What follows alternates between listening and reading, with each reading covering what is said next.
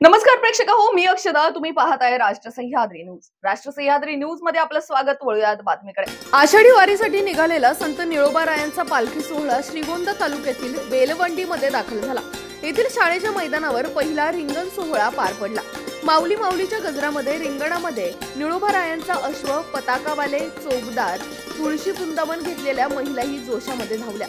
हा गोल रिंगण सोहळा पाहण्यासाठी भाविक जनांनी मोठी गर्दी केली होती. याच बातमीची काही दृश्य पाठवली आहेत आमच्या प्रतिनिधी शर्मिला जाधव यांनी. पाहूया.